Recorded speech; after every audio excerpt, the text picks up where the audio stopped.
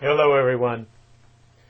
This is Dr. Stevens with a lecture on the MLA Documentation Checklist. Now I realize that this is not the most exciting subject in the world, but MLA documentation is an important skill for academic writing, and it is something that I expect on the papers in this course.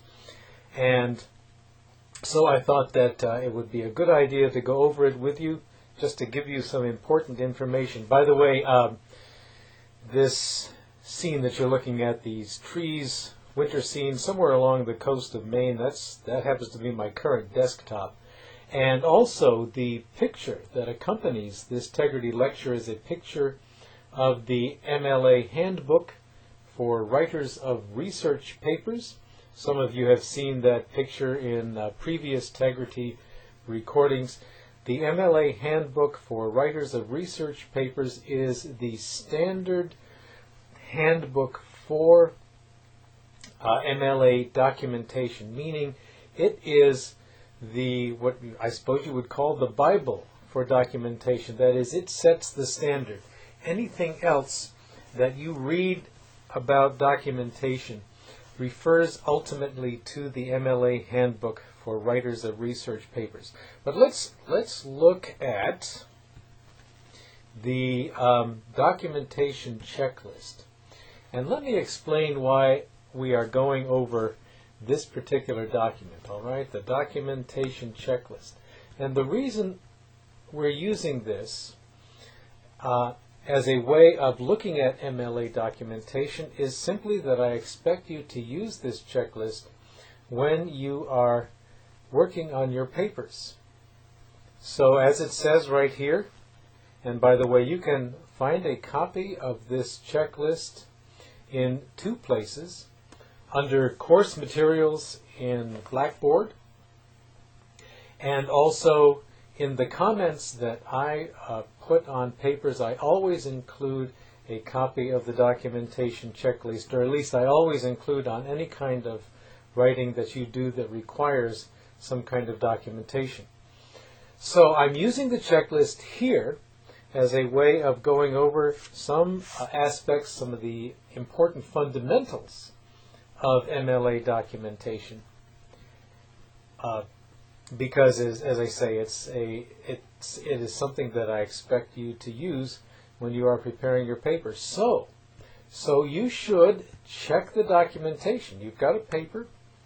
All right, you've written a paper in which you have used outside sources, and you have documentation in that paper. You should check it against this list, because this is a list of the most common mistakes that I have found in teaching English here at Coppin. When people do use documentation, commonly they make certain errors, and these are the most common errors here.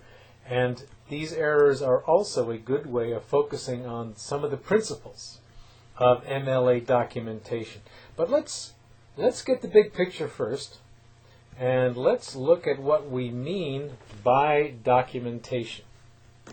So this is from one of my lessons in documentation. This particular document itself is one of my lessons in documentation, and here's a definition.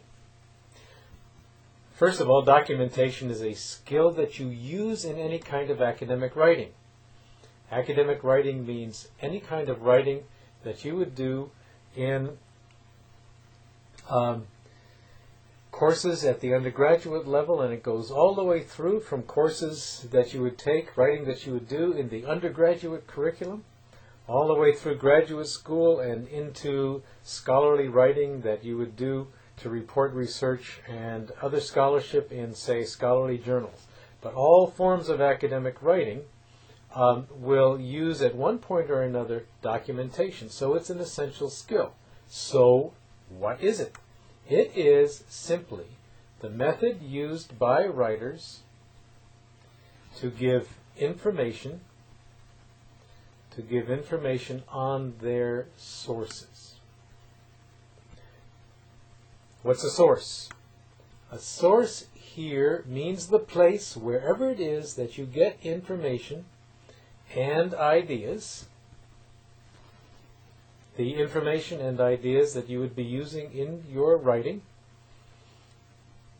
Where you get that information and where you get those ideas, and it comes from things like books, magazine articles, newspapers, TV and radio broadcasts, interviews, and of course nowadays the internet. So, when you use information from what I usually refer to as an outside source, that is outside of your own knowledge, your own imagination, your own brain, and so on, outside source, anything that comes from an outside source must be documented. And when you document it, it simply means that you are telling the reader, all right, telling the reader where you got that information. So you are giving the reader information about the sources. And of course we will be looking at that information as we go along. All right? So please remember, all scholarly and academic writing, such as the papers you write in undergraduate courses, research reports, documented essays, anything in a paper that uses outside sources is expected to be documented. Now, I've also added this little clause here, unless the contrary is clearly specified. All right, so for example, if your professor says, I do not want you to use documentation in this paper, all right, then that's between you and the professor. Okay, I'm out of the picture there. But in my courses, any of my courses, any kind of outside source material must be documented. All right, that's a definition of documentation. Let's go to the checklist itself. Now, first of all, what do we mean by MLA? MLA is simply the initials for the Modern Language Association. The Modern Language Association is a professional organization of scholars, professors, people who work and teach in the humanities disciplines. English literature, languages, writing, composition, those subject areas there, philosophy, those are the humanities disciplines. And this is and so the Modern Language Association is simply a professional group. And the Modern Language Association, or MLA, establishes standards for different aspects of scholarship in the humanities. And one of the main things that MLA is known for is setting the standards for documentation. Now, let's move along here. What do we mean by a documentation system? A documentation system is simply that method for conveying information to the reader about your sources. There are different documentation systems. There is the APA system, right, which MLA is not. So it's not APA, although you may know about APA. That's a perfectly legitimate scholarly documentation system, but we do not use it in the humanities. APA is American Psychological Association, and they have their own documentation system. It is actually quite similar to MLA, so don't get confused. So there are different documentation systems. MLA is what we call an in-text documentation system, meaning that the references to sources are actually in the text of the paper. They are not added as footnotes at the bottom of the page. They are not added as endnotes at the end of the paper. All right, that is the major contrast. The contrast is between notes or references that are in the text of the paper and notes or references that are either at the foot of the page or at the end of the page. Do not, please, all right, do not use footnotes. All right? Do not use footnotes to document your sources. So, let's look at some of the items in the checklist. I want to begin with item 5, because this is right at the heart of documentation. Everything taken from a source must be documented unless it is common knowledge. You would not, for example, document the fact that the sun rises in the morning and sets in the evening, or the fact that the earth revolves around the sun. Those kinds of things which are common knowledge, you would not document. And you certainly would not document something that is your own original idea. You would not document something, for example, that you are taking from your own life. If, as part of a paper, you are recounting an incident or an episode from your life, something that happened to you or something that you witnessed, obviously you would not document that. That is coming from you. That's not an outside source. But in your text, you document, make a reference to everything you take from a source. And what might this be? It could be an idea, right? It could be a quotation. It could be a statistic or other fact. All of these could be things that you're taking from an outside source. And look at the important one here. Important because I'll tell you why it's important, indicating that it's important by putting it in bold italics. And why is this emphasized here? A paraphrased idea. The reason it's emphasized is that many people think that if they take something from an outside source, but they put it in their own words, they do not have to document it. That is not true. A paraphrased quotation, paraphrase, that is a paraphrase of some words that you see in one of your sources, must be documented. So that's what you document, anything that is taken from an outside source. And by the way, we'll add this here. I usually make a little list of things that are taken from outside sources. Could be a verbatim quotation. Could be a paraphrase, as we have just explained. Could be a statistic or other fact. Could be a summary. If you want to summarize the main point of an article that you have read, for example, or you want to summarize a paragraph, putting, say, a paragraph into one sentence, giving the main idea of the paragraph, that would be documented. So, those are 4 general categories of things that you would document.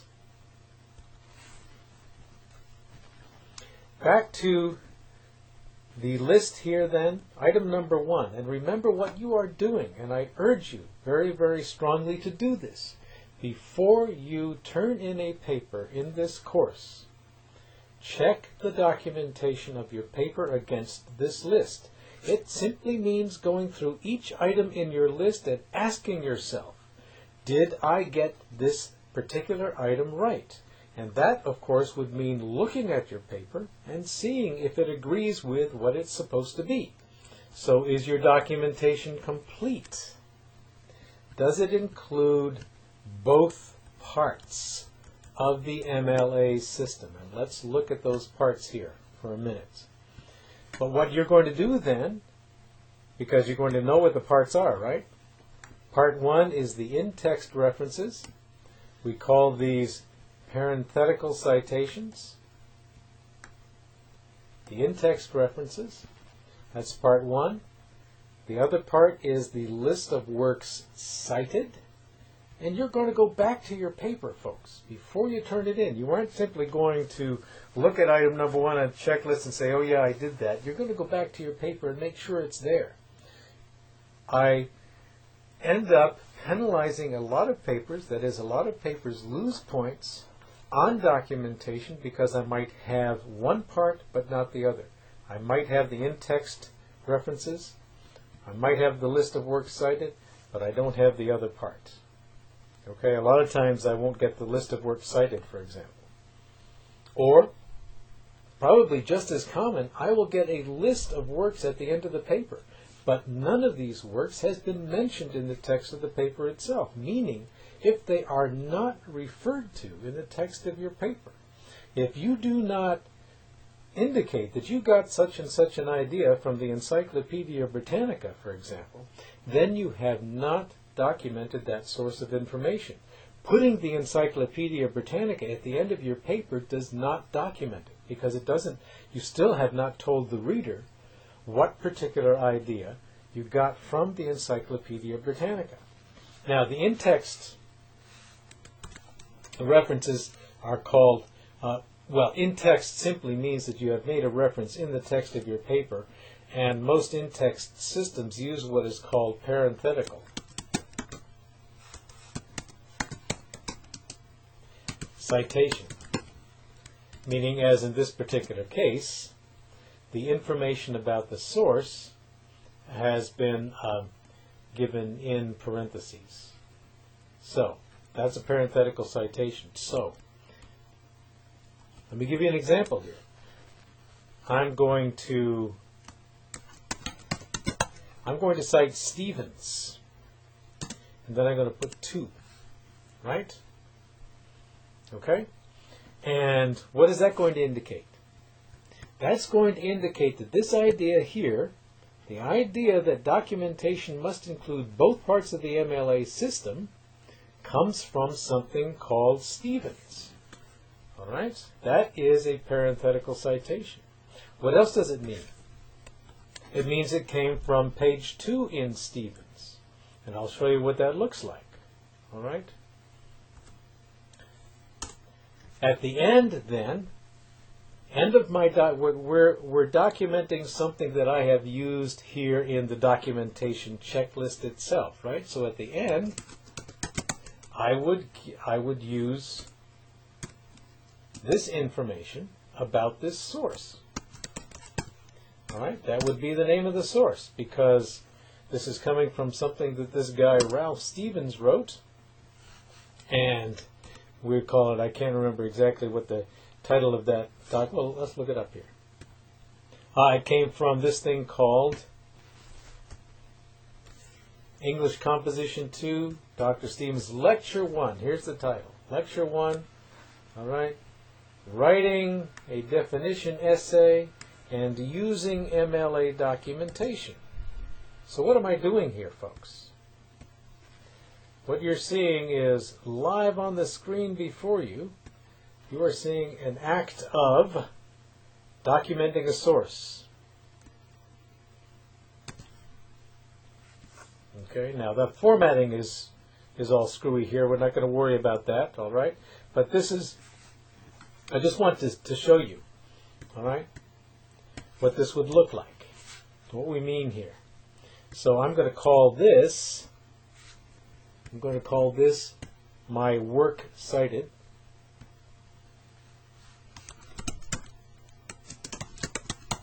And I've got only one of them, all right? But that means that the reader says, okay, look, up here I've got this parenthetical citation. Parenthetical citation says Stevens 2. Well, what is Stevens 2? Well, you know that this is MLA documentation. So you know that something called Stevens is listed in the works cited. And then, of course, you know that that number means page 2. All right? So you just go down to the works cited at the end and you say, oh yeah, okay, this is something called Lecture 1, written by this guy, Ralph Stevens. Okay, we're going to delete this. Well, we'll leave it there for the time being, all right? So those are the two parts we're talking about. You've got the in-text reference here. And what is this telling you? This tells you that the idea that documentation must include both parts is something that came from this source called Stevens. All right? So that is the parenthetical citation, and then the other part is the list of works cited. By the way, there are two parts to this essay, to this lecture, I mean. We are coming to the end of this particular part, and I will finish going through this checklist in part 2. But before we close, I want to go over this. Oh, by the way, we have seen what an in-text citation looks like, haven't we? That's an in-text citation. Boom. All right?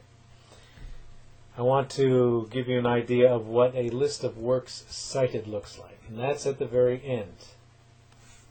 All right? There are 19 items in this list. We could call the sample list of the sample works cited list, we could call this item 20, right? And this is what a works cited list looks like. I'm not going to go over this in detail in this part of the lecture, but what I want to do is explain what we mean by the name of the source. Of course, all of the information here names the source, doesn't it? So, for example, if I have a book called 50 Great Essays as one of my sources, that is a name, right? So you could consider all of this information from, say, Diani right through 50 Great Essays as the name of the source. The important thing, though, is the way that the source is indexed, that is, the way it is listed in the works cited. And notice that it is indexed, of course, under these words or names, and most of them are names. Some of them are words, so go down here a little ways and see gender, of course, is not somebody's name, it's a word, and so on. But when I refer to the name of the source in the documentation checklist, I am talking about the very first word, whether it's somebody's name or the name of a concept, the very first word that appears in the list of works cited itself.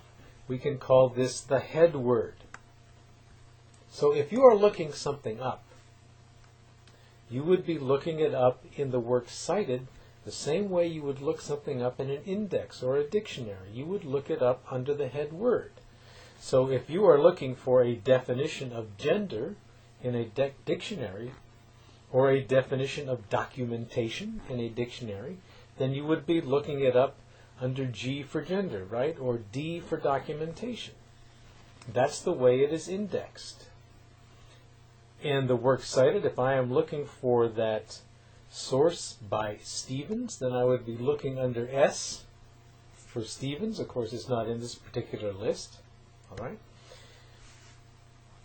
But that's what we mean by the name of the source. Why is this important? It's important because the works cited list must be keyed to the in-text citation. If in my in-text citation, or if in my works cited list, I have listed this particular source as Davis, as it is here in the works cited, but in my parenthetical citation in the paper, I list it as group discussion comment, then what's the problem?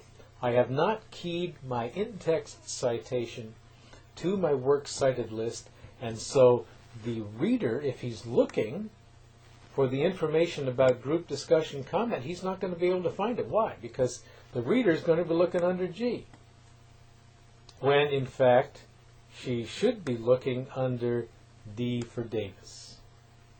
And why is she looking under G? Because you used the wrong name. This, the head word, the first word that appears in the entry is the name of the source. So, back to item 2. Are your sources named correctly, And we know now what we mean by the name. It's going to be that first word that appears in the entry in the list of works cited, and you are always going to use the author's last name.